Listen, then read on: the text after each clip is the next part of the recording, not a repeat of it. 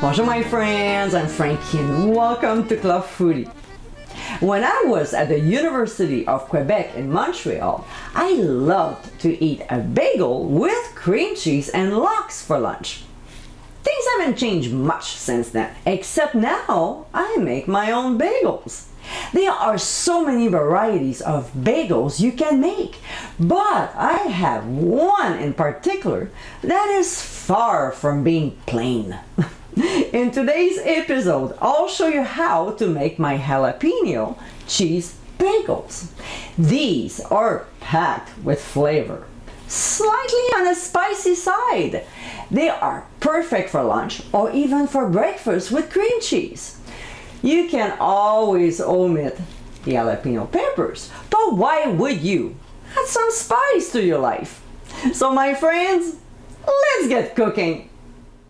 In a bowl of a stand mixer, we'll combine active dry yeast, warm water from the tap, which should be around 105 degrees, and a couple tablespoons of honey. We'll give a quick stir and let it sit for 15 minutes or until bubbly. This is how you can tell if your yeast is alive, alright? Meanwhile, we'll drain the pickled jalapeno peppers in a colander and set aside. Also, while the yeast is doing its job, in a large mixing bowl, we'll combine bread flour, ground sea salt, and pepper jack cheese. We'll whisk the ingredients until blended, which, by the way, I'm using a ball whisk here, and we'll set aside as well. Now, back to the yeast, all nice and foamy. We'll dunk our dry ingredients in it. With the dough hook attachment, we'll process for 5 minutes on speed 2. So when the timer stops, we'll scrape the sides of the bowl and we'll also gently scrape under the dough to release it from the bottom. Then we'll knead it again, but this time we'll go for 10 minutes on speed 3 at the beginning and increasing to speed 4 halfway through. When time is up, you should have a nice smooth dough. It wasn't my case, but there's no need to worry. What I did was to add a quarter cup of flour and knead it again for another 5 minutes. Simple as that. So when the dough forms a ball around the hook, cleaning the sides of the bowl, it's pretty much done. Another way to find out is when pressing the dough and it bounces back. I call that the spongy effect. Next, we'll place the dough on a floured working surface, and with our hands, which are floured as well, we'll stretch the dough into some sort of a rectangular shape. Now, we'll add most of the pickled jalapeno, leaving a few on the sides, and then we'll knead the dough so the peppers can be distributed evenly. We'll add the remaining peppers and we'll continue kneading and folding under until we have a nice round dough. We'll place it in a large bowl, lightly oil, cover it, and let it rise for 1 hour or until the dough doubles its size. I like to place mine in a turn-off oven where there's no draft. An hour later, we'll have a look at our dough, and mine was exactly what I was looking for, nicely risen. So now we'll deflate the dough by giving a quick punch. We'll gently pull it from the sides of the bowl and dump it onto a floured work surface. We'll sprinkle some flour over and knead it again.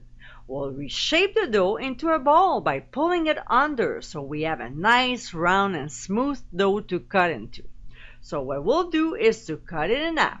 I'm using here a bench scraper, but you can use a knife if you want.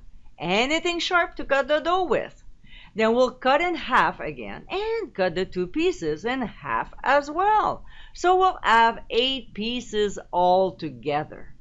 And with each piece will form a ball by doing the same thing as earlier, pulling the dough under. If the dough gets sticky, you'll have to flour the rolling pin and lightly sprinkle some on the dough. So when we're finished, we'll roll each of them down to about a 4-inch diameter. Then we'll cut the middle by using a 1.5-inch cookie cutter. If you don't have one, just stick your thumb in the center and gently stretch it to create a hole. And we'll repeat the process with each ball. Now, if you're using a cookie cutter, we are left with 8 little centers. So we'll combine them to make another bagel with it. Why wasting? This time we won't use a cookie cutter and make a hole with our thumb and stretching the middle. That way we use all the dough. We'll place each bagel on a baking sheet lined with parchment paper and cover them. We'll proof the dough again for 20 minutes. Meanwhile, about 10 minutes later, in a shallow skillet, we'll combine water with kosher salt and bring to a boil. After the last rise is done, we should have nice puffy bagels. Next step is to place the dough in the boiling water without crowding the pan, so we can easily move them around when it's time to flip them. And we'll boil 1 minute per side. If you want a chewier crust, then boil them longer.